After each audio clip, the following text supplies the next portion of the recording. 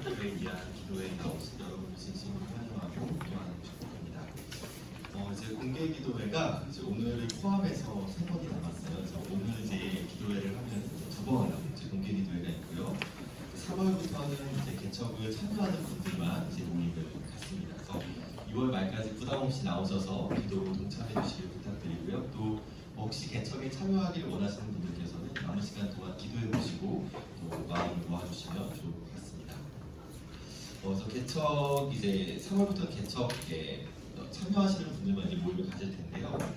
그때는 뭘 할 거냐면 아주 간단하고 심플한 예배로 시작을 해서 서로 알아가는 시간, 그리고 우리가 함께 세울 교회를 함께 꿈꾸는 시간, 그리고 복음을 적용하는 시간, 공부하는 시간을 가질 겁니다. 그래서 정말로 복음이 새롭게 세워지는 그 공동체에 정말로 기반이 될 수 있도록 2달 동안 복음을 단지 머리로 아는 것이 아니라 정말 우리의 내면과 그리고 우리의 삶에 적용하는 그런 훈련들을 함께 해나가려고 합니다. 그래서 오늘 이제 처음 혹시 기도에 오셨거나 혹은 교회에 새롭게 세워지는 교회와 관련돼서 궁금한 것들이 있으신 분들께서는 끝나고 잠시 남아주셔서 잠깐 모임을 가져주시면 좋을 것 같습니다. 그리고 오늘 유인물 다 받으셨죠? 유인물 보시면 될 것 같아요. 개척을 한다라는 건 참 쉽지 않은 일이죠. 그죠? 네. 마치 출산을 하는 것처럼 정말 많은 에너지와 그리고 많은 힘이 필요합니다. 요즘에 사실 개척해도 사람들이 많이 안 오는데 그죠? 굳이 이렇게 개척을 하려고 할까? 근데 정말 우리가 정직하게 우리 한국교회의 상황을 보게 되면 직면한 상황을 보게 되면 정말로 새로운 시작이 필요하다는 것들을 고민할 수밖에 없을 것 같아요. 여러 번 말씀을 드렸지만 여러분들이 다양한 평가를 하십니다. 어떤 분들은 한국교회는 괜찮다, 아주 건강하다 이렇게 말씀하시는 분들도 계시고 또 어떤 분들은 큰일 났다 지금 위기다 이런 말씀을 하시는 분들도 계십니다. 참 여러분들은 어떻게 생각하시는지 모르겠어요. 각자가 다 나름대로의 어떤 기준과 관점으로 한국교회를 보고 있는데 근데 저는 개인적으로는 숫자가 가장 정확한 것들을 말해준다라고 생각을 해요. 어쨌든 2012년부터 2017년까지 출석교인의 4분의 1이 줄었습니다. 그러니까 5년 만에 4,000명이 모이던 교회라면 3,000명이 지금 예배를 드리고 있는 거예요.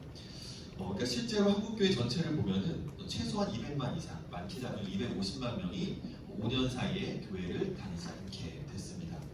그러니까 굉장히 사실은 엄청난 일이 벌어지고 있는 거예요. 그렇지만은 대형 교회는 그걸 체감하지 못해요. 왜냐면 수평이동에서 계속 오는 사람들이 있기 때문에 우리는 이 사람들을 받아내서 교회에 정착시키고 기존의 성도들의 필요를 채우는 것만으로 너무나 바쁩니다.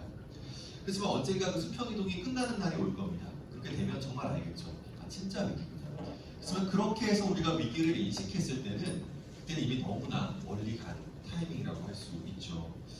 정말 한국교회 전체를 봤을 때 우리는 정말로 위기의식을 가져야 한다고 생각을 합니다. 한국교회가 이렇게 되고 있는 동안 2005년부터 2015년까지 567만이는 종교가 있다고 했죠? 뭐라 그랬죠? 네, 무교. 아무도 전도 안 하는데 그죠? 무교가 567만 명이 늘었어요. 무교의 증가에 제가 이렇게 주목하는 이유는 뭐냐면 저는 이것이 세속화의 영향력을 우리에게 보여주고 있다고 생각하기 때문이에요. 너무나 강력하게 세속화의 영향이 한국교회뿐만 아니라 온 한국 사회를 뒤덮고 있습니다. 이것으로 인해서 수많은 젊은이들이 떠났어요, 교회를. 그리고 문제는 뭐냐면 우리의 다음 세대는 더 많은 영향을 받고 있다는 겁니다. 그러니까 지금 우리의 싸움은 시간은 우리 편이 아니에요. 지금 이 상태로 우리가 가만히 있게 되면 분명히 더 심각한 현실을 우리는 직면할 거예요. 근데 어쨌든 그런 것들이 정말 우리의 피부에 와닿게 될 때 그래서 정말로 너무 늦었다라고 생각하기 전에 우리는 뭔가 새로운 시도를 해야 합니다. 우리가 분명히 기억해야 할 것은 지금 우리 한국교회가 경험하고 있는 이 상황은요 한국교회가 가지고 있는 구조가 만들어낸 정확한 열매예요. 사실 한국교회는 참 건강하고 좋은 교회였습니다. 근데 그 구조를 가지고 지금까지 우리가 참 성장을 해왔고 잘해왔는데 근데 지금 시점에서 뭐냐면 우리가 건강하게 잘해왔던 그 구조가 오히려 한국교회가 더 자라가는 것을 막고 있어요. 그렇기 때문에 지금 우리가 하고 있었던 것들을 그냥 더 열심히 하는 것은 이 현실을 바꿀 수가 없어요. 이 현실이 분명히 바뀌어야 한다면 그렇다면 우리는 분명히 다른 접근을 해야만 합니다. 그리스도 안의 사랑하는 여러분, 우리 정말 우리 믿음의 선배들의 수고와 정말로 땀과 피와 눈물로 우리가 이렇게 좋은 교회를 누리고 있는데 우리가 여기에 안주해서 우리가 하던 것들을 그냥 익숙하게 하는 것으로 머물게 되면은 우리의 사랑하는 후배들, 우리의 사랑하는 자녀들은 우리가 누렸던 것 같은 아름다운 교회를 누릴 수가 없습니다. 그러므로 이 시대에는 하나님께서 우리에게 맡기신 거죠. 또 다른 씨앗을 뿌리도록, 또 다른 시작을 시작하도록, 새로운 시대에 정말로 교회가 직면하고 있는 문제 속에서 어떻게 우리가 이 상황 속에서 하나님의 뜻을 구하며 나아갈 수 있을지를 우리는 반드시 고민을 해야만 합니다. 참 목회자가 돼서 참 남서울교회 와가지고 너무나 행복한 시간들을 보냈어요. 진짜 참 너무나 많이 배웠고 너무나 복된 경험들을 많이 했습니다. 그렇지만 제 마음속에는 여러분들에게 말씀드렸던 것처럼 끊이지 않는 목마름이 있었어요. 참 많은 분들이 교회에서 수고하고 계세요. 우리 황 목사님과 또 여러 목사님들과 성도님들도 진짜 수고 많이 하시는데, 근데 그 모든 수고의 열매가 결국 뭐냐면 우리 교회에 새롭게 오시는 분들을 정착시키고 기존의 성도들의 여러 가지 필요를 채우고 교회가 해오던 여러 가지 많은 다양한 사역들을 하는데 그 모든 에너지가 쓰여졌어요. 크게 봤을 때는 어떻습니까? 참 귀한 일입니다. 소중한 일이에요. 그렇지만 하나님 나라 전체의 관점에서 봤을 때는 오른쪽 주머니에 있는 것을 왼쪽으로 옮긴 것뿐이에요. 우리는 남서울교회가 해오던 사역과 그리고 또 우리 한국교회가 해오던 여러 가지 많은 일들을 지속적으로 해내므로 한국교회가 유지되도록 우리의 모든 에너지를 쏟고 있는 것입니다. 그러니까 정말로 하나님 나라의 확장을 위한 어떤 씨름이라기보다는 지금 우리가 하는 것들을 하는 것만으로도 너무나 버거웠죠. 한국교회 어딜 가든지 간에 모든 교회가 바빠요. 모든 사람들이 참 정말 치열하게 교회를 섬기고 있습니다. 근데 그 치열한 싸움의 열매가 지금 한국교회라는 거예요. 그렇기 때문에 지금 우리가 해왔던 것들을 동일하게 해오는 것으로는 이상을 타개할 수가 없다는 사실을 우리는 반드시 기억을 해야만 합니다. 그리스도 안에 사랑하는 여러분, 왜 이런 일들이 발생을 했을까요? 한국교회 안에 있는 문제들은 어떤 것일까요? 그럼 한국교회 안에는요, 복음이 있어요. 정말 서구의 교회처럼 그렇게 자유주의화된 그런 교회들 거의 없습니다. 복음이 있습니다. 또 한국교회 안에 정말 신실한 목사님이 많이 계세요. 정말 만나면 어떻게 이렇게 보배 같은 분들이 계시지? 이름은 알려지지 않았지만 정말 훌륭한 분들이 많아요. 그리고 정말 성도님들도 너무 훌륭하십니다. 한국교회에 이렇게 많은 좋은 것들이 있어요. 비록 세상에서 욕을 먹는 교회는 성도님들, 목회자들이 있지만 그러나 대다수는 사실 굉장히 훌륭한 분들이 많습니다. 그렇지만 그럼에도 불구하고 지금 한국교회의 현실과 통계가 우리에게 보여주고 있는 내용은 뭐냐면 한국교회가 가지고 있는 이런 장점들을 넘어서는 문제를 우리가 가지고 있다는 거예요. 이렇게 훌륭한 교회와 신실한 성도들, 정말 너무나도 훌륭한 그런 어떤 정통 교리와 복음을 가지고 있음에도 불구하고 이러한 장점들을 넘어서는 문제가 우리 가운데 있다는 것입니다. 저는 첫 번째가 그게 바로 교회의 개토화라고 생각을 해요. 세상은 교회를 욕하고 있습니다. 젊은이들은 교회를 떠나가고 있습니다. 근데 교회는 세상과 커뮤니케이션을 하려고 하지 않아요. 어차피 전도해도 안 된다는 거죠. 이런 패배주의가 교회 안에 있습니다. 또 어떤 분들이 이렇게 생각해요. 아유, 저 복음도 모르는 것들 무시하죠. 이런 교만이 한국 교회 안에 있어요. 그리고 누군가는 커뮤니케이션 하려고 해요. 복음을 나누려고 합니다. 근데 어떠죠? 교회의 방식으로 하려고 해요. 세상을 이해하고 그들의 언어로 복음을 커뮤니케이션 하려는 그런 노력을 우리가 하지 않고 있습니다. 그러니까 세상이 교회를 봤을 때는 너무나 독단적이고 너무나 교만하고 자기 기만에 빠진 그런 존재죠. 자기만 아는 그런 어떤 사회의 진보를 맡고 있는 그런 어떤 집단인 거예요. 그리고 그 세속주의로 인해서 사람들의 사고가 얼마나 달라졌는지 여러분 아시잖아요. 예를 들어 동성연애라든지 아니면 어떤 성전환이라든지 아니면 여러 가지 성에 대한 이슈라든지 이런 것들을요, 여러분 우리가 만약 조사를 해서 우리가 이렇게 생각을 해 이렇게 얘기를 하면은 세상 사람들 뭐라고 얘기하는지 아세요? 이거는 완전히 시대의 진보를 막는 그런 정말로 구시대적인 사고고 빨리 없어져야 될 집단이라고 그렇게 생각을 해요. 사회의 통합과 사회의 어떤 번영과 이런 것들을 막는 집단이라고 이미 세상은 생각하고 있어요. 기독교는요, 지금 이제 우리는 어떤 시대를 지나가고 있냐면 과거에는 기독교가 환영받던 시대였어요. 또 나중에 어떻게 됐냐면 기독교가 중립적인, 믿어도 되고 안 믿어도 되는 그런 시대였어요. 근데 지금은 어떤 시대냐면 기독교는 오히려 사람들에게 배척을 받는 그런 시대입니다. 기독교, 내가 교인이라고 말하고 교회 다닌다고 말하는 것이 굉장히 부끄럽고 내가 목사라는 걸 이야기하면 사람들이 갑자기 얼굴에 미소를 없애버리는 이런 그런 경험 많이 하거든요. 지금 한국교회의 상황은 지금 이런 상황인 거죠. 자, 그리고 두 번째는 참 이렇게 우리는 개토화됐을 뿐만 아니라 우리 안에 있는 그 신앙도 굉장히 형식화됐어요. 기독교가 가지고 있었던 생명력이 사라지고 이제는 종교화됐습니다. 예배드리는 것, 봉사하는 것, 여러 가지 교회에서 제공하는 서비스, 그죠? 교육받는 것, 이런 것들로 우리가 정말로 생명을 누리고 그 생명이 만들어내는 삶을 살아내고 하는 정말로 신앙이 우리에게 이야기하고 있는 것들을 우리는 다 놓쳐버렸어요. 우리는 지금 그냥 예배드리고 봉사활동하고 여러 가지 교육을 받는 것이 우리의 신앙을 성실하게 하고 있다라고 우리는 생각을 하고 있습니다. 그러니까 어떻게 보면은 정말로 교회와 정말 신앙이 우리에게 얘기하고 있는 생명력을 잃어버린 것이죠.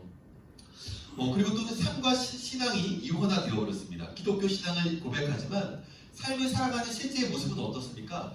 우리의 사고는 세속주의를 동일하게 따라가요. 그죠? 그리고 우리의 삶의 모습은 어때요? 물질주의를 그대로 따라갑니다.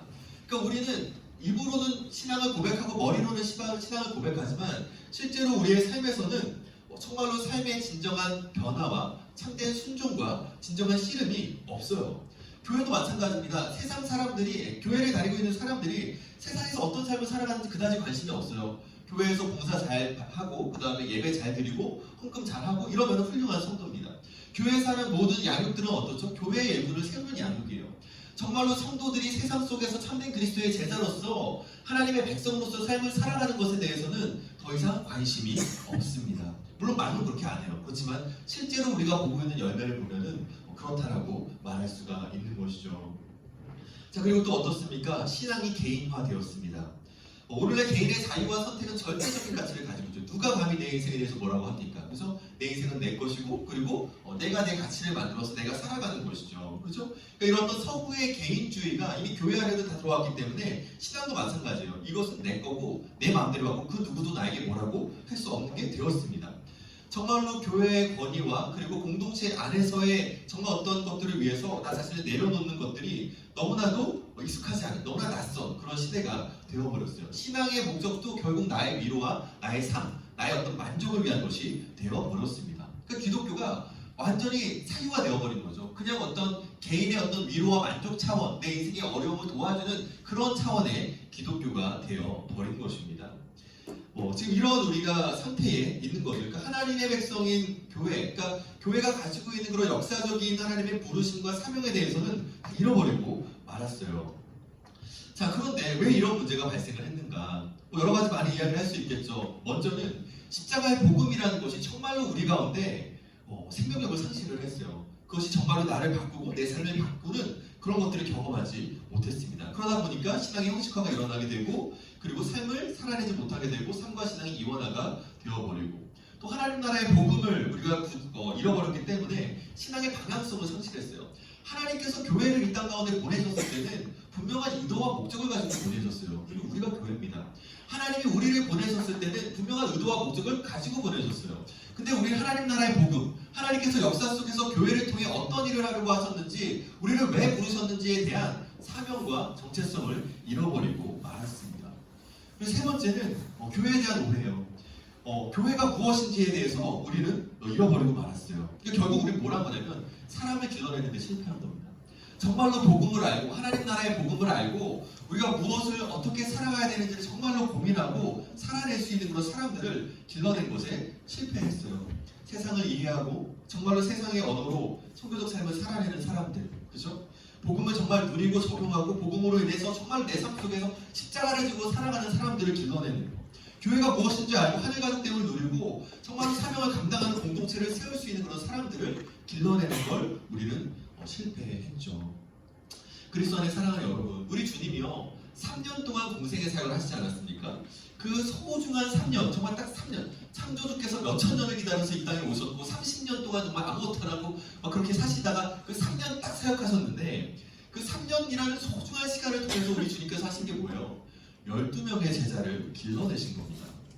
복음서를 자세히 보면 예수님의 초점은 대중이 아니었어요. 12명의 소수의 제자들에게 있었습니다. 예수님이 마음만 먹으면요 거대한 종교 시스템 만드실 수 있어요. 거대한 회중을 거느리고 뭔가 종교적인 거대한 무엇인가를 만드실 수 있었다고요. 그러나 우리 주님 그렇게 하지 않으셨습니다. 소수의 사람들에게만 정말로 집중하셨어요. 제가 오늘 본문을 안 읽었죠? 죄송해요. 오늘 본문이 마태복음 28장 16절에서 20절, 무슨 얘기 하나 이렇게 마태복음 28장 16절에서 20절입니다. 마태복음 28장 16절에서 20절. 한 절씩 교독하겠습니다. 마태복음 28장 16절에서 20절. 11제자가 갈릴리에 가서 예수께서 지시하신 산에 이르러 예수를 보고 경배하나 직으로 의심하는 사람들이 있더라. 예수께서 나와 말씀하여 이르시되 하늘과 땅의 모든 권세를 내게 주셨으니 그러므로 너희는 가서 모든 민족을 제자로 삼아 아버지와 아들과 성령의 이름으로 세례를 읽겠습니다. 내가 너희에게 공부한 모든 것을 가르쳐 지키게 하라. 볼지어다 내가 세상 끝날까지 너희와 항상 함께 있으리라 하시니라. 여러분, 영광의 주님, 부활하신 주님께서 다시 제자를 만나는 장면이 굉장히 참 영광스럽고 되게 멋있는 그런 장면이지 않습니까? 자, 근데 여러분 사실요, 한번 정직하게 본문을 보면요, 약간 좀 코미디 같아요. 왠지 아세요? 여기 있는 지금 12명도 아니죠. 11명, 1명 배신했으니까 11명 제자 지금 여기 앉아있는데 누구예요? 베드로, 이런 어부들, 그렇죠? 그런 어부들을 중심으로 해가지고 무식한 갈릴리 출신 그런 사람들 11명 어중이 떠중이가 지금 이렇게 앉아있는 거예요. 그리고 예수님 계시고 그 11명을 놓고 예수님 지금 뭐라고 말씀하시는 거예요? 지금 모든 민족으로 제자 삼아라 이렇게 계시는 거예요. 11명 앉혀놓고 그것도 막 많이 배우지도 못하고 그쵸? 옷도 남루한 그런 어부들 내려놓고 여러분, 그러니까 뭐 배경음악도 없어요. 막 드론으로 이렇게 돌아가면서 막 카메라로 잡아주는 것도 없다고요. 그냥 정말로 11명 앉혀놓고 예수님께서 모든 민족을 이루고 계시는 거라고요. 그러니까 어떻게 보면은 되게 코미디와 같은 상황일 수 있어요. 하지만 여러분, 우리 주님 뭘 보신 거죠? 그 한 사람 한 사람을 통해서 하나님께서 시간 속에서 어떤 일을 하실 수 있는지 보신 거죠. 그 한 사람을 통해 열방이 돌아올 것을 주님은 보신 것입니다. 그리스도 안에 사랑하는 여러분, 하나님께서 그런 일을 하실 수 있는 거죠. 비록 예수님께서 그 12명을 앉혀놓고 그들에게 모든 시간들을 쏟으셨지만 그들 안에서 열방을 보신 거예요. 거대한 종교 시스템을 만든 것이 아니라 소수의 사람들에게 모든 것을 쏟으셨고 그들을 통해서 말씀하는 거죠. 제자 삼으라고. 그렇죠? 그 12명의 제자를 삼으신 다음에 그 12명의 제자를 놓고 제자 삼으라고 이야기하고 있는 겁니다. 교회는요, 사실 2000년 동안 일한 거예요. 한 영혼이 또 다른 한 영혼에게 복음을 전하고 그리스도의 제자로 삼는 것을 통해서 2000년 역사를 이어온 것입니다. 그리스도 안에 사랑하는 여러분, 여러분은 교회라고 하면 무엇이 생각이 나십니까? 남서울교회 하면 여러분 솔직하게 말씀해주세요. 뭐가 생각이 나요? 물론 배웠으니까 교회는 건물이 아니고 사람이야. 이런 대답 하실지 모르겠지만 솔직히 여러분 머릿속에 뭐가 생각이 나냐고요. 빨간색 너무나 예쁜 예배다. 그렇지 않아요? 너무나 은혜로운 예배. 그리고 화목사님의 그 정말 깊이 있는 설교. 여러분, 우리는 교회를 생각하면 그런 거 생각해요. 예배당, 그죠? 그리고 설교자, 그리고 예배. 이런 것들이 생각이 납니다. 여러분, 근데요, 초대교회 교인들은 어땠을까요? 초대교회 교인들도 그렇게 기독교를 생각을 하면, 교회를 생각하면 예배당, 그리고 설교자, 그리고 예배 이런 것들을 생각을 했을까요? 그리스도 안에 사랑하는 여러분, 초대교회 교인들에게 그 교회는요, 예수를 구주로 믿고 따르는 사람들의 공동체였어요. 거기에 거대한 예배당 없었습니다. 엄청나게 은혜로운 예배 없었어요. 물론 뭐 바울과 같은 훌륭한 베드로와 같은 사도들이 있었지만 그렇게 막 설교자가 조명받지도 사실은 않았어요. 그 팀 켈러가 쓴 가스펠 인 라이프라는 책에 보면 되게 재밌는 장면이 나오는데 초대 교회에 이제 그 그리스도인과 비그리스도인의 대화를 이제 가상으로 이제 만들어서 하는 거예요. 비그리스도인이 그리스도인에게 묻습니다. 너 정말 신앙 좋은데 야, 한번 좀 얘기 좀 한번 해봐라. 너네 그리스도인 진짜 믿음 좋다고 하는데 너희의 성전은 어디 있니? 그리스도인들이 얘기하는 거죠. 우리는 성전이 없어. 예수님이 성전이야. 아, 그래? 너무 좀 이상한데? 그러면은 너 그래도 제사장은 있을 거 아니야? 제사장은 어떤 사람이야? 우리는 제사장 없는데 예수님이 제사장이야. 그래? 그럼 예배를, 제사는 어떻게 해? 제사, 재물은 어떻게 하고? 재물? 우리는 재물 없는데 예수님이 우리 재물이죠. 로마 사람들이 어떻게 생각했을 것 같아요? 무교구만, 무교. 이건 종교가 아니네. 이렇게 생각하고 가는 거예요. 무슨 말이에요? 거대한 예배당, 엄청나게 탁월한 어떤 제사장, 그리고 그들이 드린 어떤 희생의 거대한 예배, 제사, 이게 뭐예요? 이방 종교가 가지고 있었던 가장 강력한 종교의 특징이었어요. 기독교는 그러한 특징을 갖지 않았습니다. 그리스도 안에 사랑하는 여러분, 정말로 사실은요, 이런 예배당 중심의 교회가 된 것은, 기독교가 된 것은 어떻게 보면 로마가 기독교를 공인한 다음부터 그렇게 시작이 된 겁니다. 사실 교회는 뭐냐면 가족이었어요. 하늘 가족, 하나님을 아버지로 모신 하늘 가족이었습니다. 정말로 가족과 같은 그런 어떤 기독교가 예배당 중심, 사제 중심, 그리고 집회 중심의 기독교로 바뀐 거예요. 그러면서 점점점 생명력을 상실하게 되었습니다. 신앙의 축이 원래 어디 있었냐면 삶의 자리에서 정말 공동체로 함께 지내며 참된 그리스도의 제자로서의 삶을 살아가던 그러한 삶의 축에서 어디로 바뀐 거예요? 집회 중심의, 예배당 중심의, 어떤 사제 중심의 그런 어떤 신앙의 축으로 신앙의 축이 옮겨지게 된 것입니다. 그러면서 삶의 자리와 종교의 자리가 나눠지게 된 것이죠. 함께 공동체로 지내며 인격적인 사귐 속에서 서로를 알고 서로를 세워가던 그런 자리에서 예배드리고 집회에 참여하고 의무와 봉사를 다하는 것으로 신앙이 대체되게 된 것입니다. 그러니까 이제는 뭐예요? 그렇게 막 거룩한 일, 하나님 나라를 위한 신앙에 관련된 일들은 뭐예요? 전문적인 훈련을 받은 사제들에게 맡겨지고, 성도들은 뭐예요? 그냥 그런 어떤 신앙을 사적인 영역에 두고 공적인 영역에서는 세상 사람들과 동일하게 삶을 살아가게 된 것이죠. 기독교가 하나의 종교로 축소가 된 것입니다. 참된 하나님의 가족, 참된 그리스도의 제자들의 공동체는 사라지고 종교인만 남게 된 거죠. 여기에다가 서구의 개인주의가 더 들어오게 되면서 오늘날 교회의 공동체성은 무참하게 망가지고 말았습니다. 여러분, 교회의 예배는 정말 중요한 거지만, 그러나 교회의 핵심이 예배라고 생각할 때 우리는 어떻게 되냐면 관객처럼 되어버립니다. 마치 강연을 듣거나 콘서트를 참여한 것처럼 생각을 해요. 더 좋은 교회는 뭐예요? 더 좋은 예배의 경험을 우리에게 주는 교회가 더 좋은 교회가 됐어요. 사람들은 더 좋은 예배를 찾아서 교회를 헤맵니다. 교회는 어때요? 더 좋은 예배라는 서비스를 제공하기 위해서 노력합니다. 더 마음을 흘리는 찬양, 더 진리를 담아내는 설교, 예배드리기에 정말 편안한 예배당, 분위기, 최고의 음향시설, 편리한 주차장, 아무에게도 방해받지 않을 수 있는 공간들. 교회는 점점 기신자들을 위한 종교 서비스를 제공하는 조직으로 바뀌어버리죠. 정말 공동체 안에서 사람을 길러내고 삶을 함께하고 예수의 제자로서 삶을 살아가는 것을 상실해버리게 됩니다. 예배는 중요해요. 그러나 예배의 핵심은, 교회의 핵심은 공동체죠.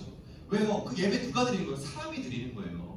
예배가 아니라 사람이 중심이 되어야 하고, 그 사람이 정말로 그 예배를 드리는 겁니다.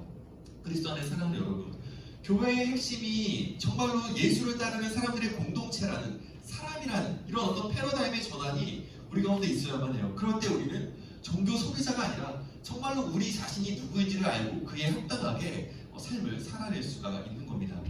여러분, 교회는요, 예수 그리스도의 초림과 재림 사이에서 하나님 나라를 드러내고 정말 하나님 나라를 누리도록 부름을 받은, 그 하나님 나라를 위해서 싸우도록 부름을 받은 그런 공동체예요. 우린 이것을 잊지 말아야만 합니다. 그러므로 우리가 정말로 양육을 하고 사람들을 길러낼 때 우리가 해야 하는 것은 바로 이런 것들을 할 수 있는 사람들을 길러내야 하는 것이죠.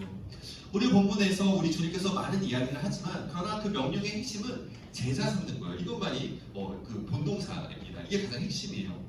그러니까 예수님께서 우리에게 말씀하시는 건 뭐예요? 단지 교회를 다니고 예배에 참석하는 어떤 회중을, 또 한 명의 회중을 만들라는 것이 아니라 모든 민족을 제자 삼아서 정말로 한 사람의 그리스도 안에서 세워서 정말 예수의 말씀을 따라 삶을 살아내는 참된 그리스도의 제자로 세워야 한다고 얘기하고 있어요. 단지 세례 베풀고 회심자를 만드는 것이 아니라 정말 그 말씀에 순종하는 하나님의 사람을, 참된 그리스도의 제자를 만들라고 우리에게 얘기하고 있습니다. 그리스도 안의 사랑하는 여러분, 근데요, 어떤 한 사람이 회심을 해서 그 신앙이 자라가는 거는요, 그냥 가만히 두면 되지 않아요. 여러분, 아기 한번 생각해 보십시오. 아기가 태어났어요. 그 아기가 자라려면 얼마나 많은 시간과 노력과 에너지가 필요합니까? 얼마나 많은 사람들의 돌봄이 필요하냐고요. 마찬가지입니다. 영적으로 회심하는 것, 그리고 그 회심한 영혼이 자라가기 위해서는 그러한 수고와 노력과 에너지가 필요한 거예요. 그냥 둬서 자연스럽게 사람이 자라지 않아요. 여러분, 아름다운 밭을 가꾸기 위해서 어떻게 해요? 수고하고 애써야 되잖아요. 잡초 뽑고, 그죠? 씨 뿌리고, 거름 주고, 물 주고 해야 되잖아요. 그리고 막 이상한 새 같은 거 쫓아내고. 마찬가지입니다. 한 사람이 자라기 위해서는 그런 노력과 수고가 필요해요. 그리스도 안에 사랑하는 여러분, 그렇다면 우리가 이제 교회를 다 다니고 있는데, 여러분들은 여러분의 신앙이 자라고 있습니까? 여러분들이 여러분의 신앙이 자란다면 어떠한 모습이 돼야 된다고 생각하세요? 여러분은 어떤 그림을 여러분의 머릿속에 가지고 있습니까? 정말 신앙이 성숙하고 자랐다는 것은 뭘 의미하는 거죠? 여러분, 뭘 모델로 삼고 있어요? 여러분의 신앙생활의 어떤 선배님들을 모델로 삼으실 수도 있고, 어떤 목사님들을 모델로 삼으실 수도 있고, 다양한 모델이 있을 수 있겠죠. 그리스도 안에 사랑하는 여러분, 물론 사람들마다 기질과 환경과 상황이 다르기 때문에 그 모습은 다를 거예요. 그렇지만 분명한 건 뭐냐면, 교회 안의 일뿐이 아니라 세상의 빛과 소금이 되어야 한다는 거, 그죠? 단지 그냥 나 혼자 종교 생활을 열심히 하는 종교 소비자가 되는 것이 아니라 정말 세상 속에서 예수를 따르는 참된 그리스도의 제자가 되는 것, 이것은 그 어떤 것도 타협할 수 없는 거예요. 그럼 어떻습니까? 교회를 오래 다니셨는데 그러한 모습이 여러분 가운데 있습니까? 정말 정말 교회 안에서 생활에 익숙해지고 교회에서 안에서 여러 가지 활동을 열심히 하는 거 말고 정말 여러분이 여러분의 삶의 자리에서 예수의 제자로서 세상의 빛과 수고로서 삶을 살아가고 계십니까? 교회에서 예배 잘 드리고 봉사 열심히 하는 건 귀한 일입니다. 그러나 그게 다가 아니라는 거죠. 그런 것들이 정말로 우리가 살아내야 되는 참된 신앙의 삶의 자리를 결코 대체할 수 없습니다. 그리스도 안의 사랑하는 여러분, 우리는 정말로 복음이 정말 기초가 된 그런 어떤 자라감이 우리 가운데 있어야 되고 또 그러한 사람을 길러낼 수 있는 사람이 되어야 해요.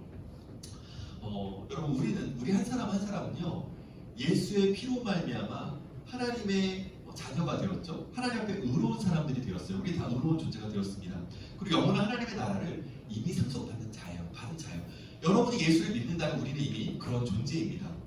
내가 어떻기 때문이 아니라 내가 뭔가 잘했기 때문이 아니라요. 정말로 구주의 은혜 때문에, 그죠? 구주의 십자가의 그 공로 때문에 우리가 그런 은혜를 받게 되었어요. 그러므로 내가 그리스도의 제자로서 삶을 살아가고 그리고 나를 통해 또 다른 한 사람이 예수를 믿고 자라가는 그런 일들이 있게 될 때 이런 모든 것은 결국 우리의 의의가 될 수 없어요. 우리를 드러내기 위한 나를 증명하기 위한 무엇이 될 수 없습니다. 이것은 우리의 어떤 뭐라고 할까요? 자기 만족이 될 수 없어요. 혹은 천국을 가기 위한 혹은 하나님 앞에 뭔가 호의를 얻어내기 위한 어떤 수단이 될 수 없어요. 뭐예요? 정말 자격 없는 우리에게 베푸신 하나님의 은혜의 반응이 되어야 하는 것이죠. 그래서 정말로 예수님께서 나를 위해 어떤 일을 행하셨는지 알기 때문에 그 사랑을 알기 때문에 그 사랑에 반응해서 예수를 따르는 삶을 살아가는 거죠. 세상 속에서 빛과 소금의 역할들을 해나가고 믿지 않는 자들에게 진실한 사랑과 인격적인 그런 관계 속에서 복음을 전하고 그리고 예수를 믿게 된 자들에게 정말 복음을 알려줘서 그들이 잘할 수 있도록 도와주고 그들을 통해서 또 다른 사람이 예수를 믿는 것을 보게 되고 이런 일들을 봐야 하는 것이죠. 서로 사랑하고 삶을 나누고 함께 복음으로 서로를 세우고 선교적 삶을 살아가는 그런 공동체를 세울 수 있는 사람으로 우리가 함께 세워져야 하는 겁니다. 여러분요, 여러분의 신앙생활의 즐거움은 뭡니까? 여러분 어떤 것들이 즐거우세요? 예배 드리면서 은혜 받는 것 참 감사하고 진리의 말씀을 깨닫는 것도 참 감사하고 정말 복음을 통해서 자격 없는 내가 정말 하나님 앞에 용납받고 사랑받는 자녀가 되었다는 것들을 느끼는 것도 너무 감사하고 또 여러 가지 봉사활동을 하면서 뭔가 이렇게 성취감도 느끼고 보람도 느끼고 참 귀한 일들이 많아요. 하지만 여러분 우리가 정말로 기쁨을 누려야 될 것 중에 하나 어떻게 보면 가장 중요한 것 중에 하나가 뭐냐면 천하보다 귀한 한 영혼이 구주께 돌아온 것을 보는 겁니다. 정말로 변화되지 않을 것 같았던 한 사람이 예수의 복음 때문에 변화되는 것을 보는 거라고요. 그 사람을 통해서 그들의 가정이 변화되고 그들의 직장이 변화되고 그들의 학교가 변화되고 정말 하나님의 살아계심이 그 한 사람의 변화를 통하여 드러나는 것 여러분 우리는 그것을 봐야 돼요. 그 기쁨을 누려야 됩니다. 정말로 나를 통해 한 사람이 이렇게 세워진 것들을 보게 될 때 여러분 우리는 그걸 막을 수가 없어요. 그 기쁨을 우리 더 누리고 싶습니다. 그리고 복음이 정말로 그런 일들을 할 수 있다는 것을 내가 경험했기 때문에 더 그런 일들을 하게 되죠. 그리고 그런 식으로 세워진 또 다른 사람은 동일하게 그 일을 반복하게 되어 있습니다. 그리스도 안에 사랑하는 여러분, 예수님 말씀하셨잖아요. 99마리 우리 안에 있는 양보다 잃어버린 한 영혼이 돌아올 때 더 기뻐한다고. 여러분, 우리가 정말로 주님이 가장 기뻐하시는 것을 우리가 가장 기뻐해야 되지 않겠습니까? 99마리 양 안에서 벌어지는 수많은 일들 참 기묘한 일이고 좋은 일이에요. 기쁜 일입니다. 그러나 그것과 비교할 수 없는 기쁨이 어디 있는 거예요? 그 한 영혼이 돌아오는 것이 있다는 것이죠. 우리 주님이 정말로 그걸 기뻐하신다면 우리도 정말 그걸 기뻐해야 되지 않겠습니까? 그리스도 안에 사랑하는 여러분, 교회는요 깨어진 세상의 한복판에 임한 하나님 나라의 능력, 권능이죠. 하나님께서 교회를 통해서 이 땅에 그 나라가 임했다라는 것을 보여주길 원하세요. 하나님의 통치와 다스림을 받는 하나님의 사람들의 백성의 공동체, 세상과 다른 질서가 있는 다른 어떤 공동체를 세상 가운데 보여주기를 원하신다고요. 우리가 그런 삶을 살아가기를 원하십니다. 우리는 그 나라가 있음을 보여주고 정말 그 나라가 이 땅 가운데 다시 임할 거라는 사실을 보여주는 삶을 살아가야 해요. 여러분 이것은요 특별한 얘기가 아니에요. 모든 교회에게, 모든 성도들에게 주어진 우리가 마땅히 해야 하는 일이고요. 사실 이것은 참 영광스럽고 복되고 기쁜 일인 겁니다. 우리의 신앙이 살았는가를 볼 때 이러한 큰 관점에서 우리가 어디에 있는지를 볼 수 있어야만 해요. 단지 그냥 익숙하게 종교생활을 하는 것으로 결코 만족해서는 안 됩니다. 자 그러면 그런 사람을 어떻게 세울 것인가? 제가 오늘 나눠드린 그 자료 보면 16페이지 6가지 원칙이 있는데요. 우리가 하려는 건 뭐죠? 그러니까 기독교 문화를 소비하는 어떤 소비자가 아니라 정말 세상 속에서 복음으로 사람을 세우는 사역자로 모든 사람을 바꾸는 거죠. 그래서 6가지 원칙인 첫 번째는 복음 중심입니다. 주님 안에 거하는 거 없이는요 결국 열매를 맺을 수가 없거든요. 정말 복음을 누리는 것이 뭔지. 근데 이게요 훈련이 필요해요. 머리로 예수님 나를 위해 죽으셨어 이걸 아는 걸로 다 되는 게 아니에요. 그 복음이 가지고 있는 부요함을 우리가 정말로 다양한 각도에서 비춰보면서 그 깊이를 더해야만 합니다. 근데 그 깊이가 단지 내 머릿속에서 더해지는 것이 아니라 내 마음속에서 더해져야 되고요. 내 삶 속에 적응되는 것들을 경험을 해야 돼요. 근데 이거는요 마치 여러분들이 수영 배울 때 물속에 뛰어들어서 수영 가르쳐 주시는 분이랑 같이 수영을 해야 되는 것처럼, 그죠? 우리가 스키를 배울 때 눈 위에 스키를 같이 타고 올라가서 같이 배워야 되는 것처럼 그렇게 삶과 삶이 함께하면서 배울 수 있는 거예요. 우리의 신앙도 그런 식으로 배워야만 합니다. 두 번째는 한 사람을 위한 양육인데 여러분 한번 생각해 보세요. 어떤 탁월한 스타 강사가 있어요. 단과 학원의 스타 강사, 수학을 진짜 잘 가르쳐요. 그 사람이 딱 강의를 하면 와 모든 아이들이 이야 탄성을 보면 이렇게 푸는 거구나 이러면서 들어요. 자, 근데 여러분 그분의 강의를 들으면 다 1등급 나오죠. 다 수능에서 다 맞죠. 수학 그래요 안 그래요? 그렇죠. 뭐예요? 들을 때는 다 알겠어요. 집에 가서 풀려면 어때요? 모르겠죠. 들으면 또 알겠어요. 근데 풀려면 잘 모르겠죠. 그래서 뭐예요? 옆에서 그 사람이 어디서 막히는지를 알고 도와줄 수 있는 사람이 필요하다는 거죠. 마찬가지입니다. 우리의 신앙이 자라감에 있어서도 그러한 사람들이 필요해요. 그 사람의 각각의 어떤 상태와 형편을 알고 어디서 넘어지는지를 알고 그것을 곁에서 함께 해줄 수 있는 사람들이 필요합니다. 그래서 한 사람을 위한 양육은 이제 그런 거고요. 인격적인 관계 속에서 점진적으로 양육하는 거. 서로 세우는 양육은 우리가 단지 일방적으로 도움을 받는 것이 아니라 서로가 서로를 세우는 동역자가 될 수 있도록 서로가 서로에게 복음을 전해주는 그 역할을 하는 거예요. 여러분 우리 중에는요 그 누구의 도움이 필요 없을 정도로 강한 사람도 없고요. 우리 중에 그 누구에게도 도움을 줄 수 없을 정도로 약한 사람도 없어요. 하나님 우리를 공동체적인 존재로 만드셨고 공동체 안에서 서로가 서로를 세우도록 우리를 부르셨습니다. 우리는 그 일을 함께 해야 하는 것이죠. 자, 그 다음에 뭐예요? 삶의 변화와 순종을 위한 양육입니다. 그럼 헬라적인 사고에서의 양육은 어떤 식이냐면 지식을 바꾸면 존재가 바뀐다라고 생각을 해요. 그렇지만 히브리적 사고는 그렇지 않습니다. 행동을 바꿔야 존재가 바뀐다고 생각을 합니다. 여러분 출애굽기 보시면은요 시내 산에 모세가 올라가잖아요. 40일 동안 막 금식하면서 막 엄청난 하나님과의 대면하고 막 계시받고 막 난리가 나잖아요. 그리고 나서 그 모세가 가져온 게 뭐였어요? 엄청나게 깊은 신학사상 가져왔죠.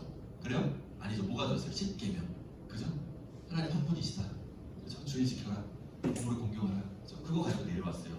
지금 뭘 하고 있는 겁니까? 삶의 방식을 우리에게 얘기해주고 있는 거예요. 진리하는 건 중요합니다. 그러나 우리의 삶의 순종이 너무나 중요해요. 이것을 놓쳐서는 안 돼요. 배우고 또 배우지만 그냥 거기서 멈추는 것이 아니라 정말로 순종을 위한 양육이 필요한 것이죠. 자, 그다음에 선교를 위한 양육, 그죠? 양육이 그냥 나 혼자 즐거운 것으로 끝날 것이 아니라 교회를 이 땅에 보내신 가장 중요한 그 목적, 뭐예요? 복음을 전하고 제자 삼는 그것에 초점을 맞춰야 한다는 것이죠. 부활하신 우리 주님께서 우리에게 맡기신 단 한 가지의 사명, 그것을 우리는 반드시 해야만 합니다. 근데 그게 부담스럽게 느끼실 수 있어요. 복음을 전하는데 나는 이런 거 싫은데. 제가 말하는 거 막 노방전도하고 막 이런 거 얘기하는 거 아니에요. 뭐예요? 그냥 삶 속에서 살아가면 살아가는 거예요. 복의 통로가 되는 겁니다. 내가 교회 다니고 신앙이 있다는 걸 알리는 거고요. 그 사람을 돕는 거고요. 그리고 하나님께서 뭔가 기회를 주실 때 우리 안에 있는 소망의 이유를 나누는 거예요. 이것은요 우리의 삶의 스타일이 되는 거고요. 이것을 같이 함께 훈련하면서 살아갈 수 있는 겁니다. 우리 그런 일들을 함께 하려고 해요. 마지막으로는 핵심 문화 공유와 재생산을 위한 양육. 그러니까 양육이요 단지 그냥 어떤 과정을 이수하는 것으로 끝나는 것이 아니라 사람이 세워지고 공동체가 세워지고 컬처가 빚어지는 것을 보기를 원해요. 그래서 그 컬처가 또다시 사람들을 세우는 것들을 보게 되기를 원합니다. 이런 과정들을 거쳐서 사람을 세우는 그런 일들을 함께 하려고 해요. 그럼 한번 생각해 보십시오. 엄마가요 한우를 사왔어요. 한우가 어떤 한우냐면 진짜 비싼 한우예요. A 뿔뿔뿔뿔 뭐 이런 게 있는지 모르겠지만 그거 가장 좋은 꽃등심을 사와서 스테이크를 만드는 거예요. 그래서 정말로 미디움 레어로 진짜 맛있게 구웠어요. 자, 그래서 엄마가 애기한테 딱 줬어요. 애기가 안 먹어. 자, 그럼 누구 문제예요? 엄마 문제예요? 애기 문제예요? 누구 문제예요? 애기 문제죠. 그래서 엄마가 이렇게 정성스럽게 맛있는 거 사가지고 줬는데 안 먹으면 애기가 잘못한 거잖아요. 표정을 왜 그래요? 근데 그 애기가 3개월이야. 그럼 누가 잘못한 거예요? 엄마가 잘못한 거죠. 무슨 말을 하는 겁니까? 사람들마다 각각의 단계가 있다는 거죠. 그 단계에 맞게 우리가 신앙에 접근을 해야 한다는 거예요. 여러분 다음 페이지 보시면 어때요? 17페이지 거기 보시면 다양하게 단계에 대한 얘기가 나와 있는데 여러분 한번 나중에 집에 가서 표시해 보세요. 나는 어느 자리에 있나, 그리고 어디로 가야 하는가. 물론 여기 있는 게 다 맞진 않아요. 100% 맞진 않지만, 그러나 우리가 함께 공유할 수 있는 큰 틀이 필요합니다. 요한일서에 보면요, 요한 사도가 뭘 얘기하냐면 아비들아, 청년들아, 자녀들아 얘기를 해요. 이거는 나이를 말하는 게 아닙니다. 영적인 어떤 그 사람들의 단계를 얘기하고 있는 거예요. 그 단계에 맞게 요한 사도가 주고 있는 그 권면이 다르다는 것을 알 수 있습니다. 그게 필요한 거죠. 그 사람의 영적인 단계에 따라서 그 사람에게 필요한 양육을 하는 것들이 필요하다는 것이죠. 이제 마무리를 짓겠습니다. 그리고 우리 믿음의 선배들은 3번의 회심을 말했어요. 한 번은 주님께로의 회심이고요. 또 한 번은 공동체로의 회심이고요. 또 한 번은 사명으로의 회심입니다.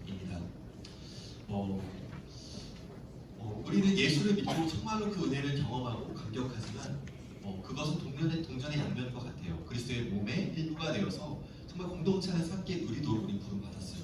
예수를 믿는다면 우리는 반드시 공동체 안에서 함께하도록 부름을 받은 것과 마찬가지예요.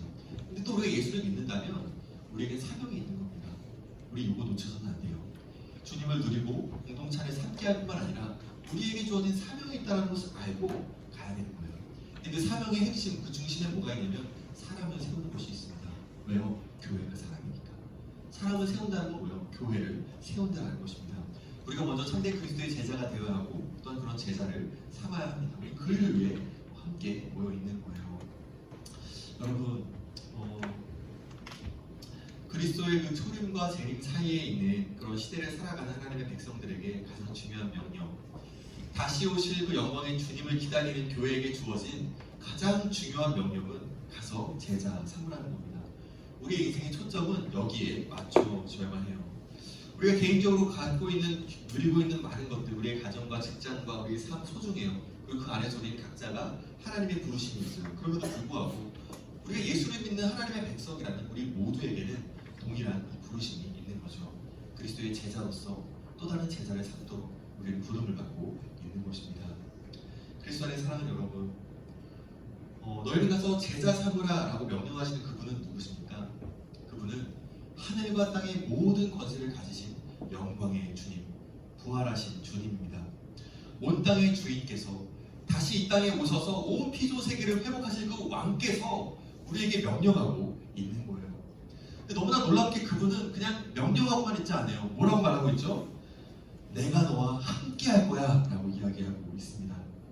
그 영광의 왕께서 누구와 함께 한대요? 그 말씀에 순종하여 제자 삼는 일을 하겠다라고 고백하고 나아가는 당신의 백성들과 그 영광의 왕께서 함께 하신다는 것이죠. 그러므로 우리가 하려는 이 일은 결국 실패할 수가 없는 일입니다. 우리가 나아가 제자 삼는 그 일은 결국 실패할 수가 없어요. 하늘과 땅의 모든 권세를 가지신 영광의 왕께서 지금도 그 말씀에 순종하며 나아가고자 하는 당신의 백성들과 함께 하고 계시기 때문이죠. 우리가 정말로 그 일에 동참했으면 좋겠어요. 그래서 정말 그 영광의 왕께서 정말 그 말씀에 순종하며 나가는 하나님의 백성들의 삶 속에 어떤 일들을 행하시는지 우리가 함께 봤으면 좋겠습니다. 그냥 익숙하게 우리에게 주어진 종교적인 의무를 행하는 것을 넘어서서 그분과 하나님의 나라를 위해 우리의 삶을 드리고 그렇게 삶을 드렸을 때 하나님이 어떤 일을 행하시는지 우리가 함께 볼 수 있게 되기를 주님의 이름으로 축원합니다.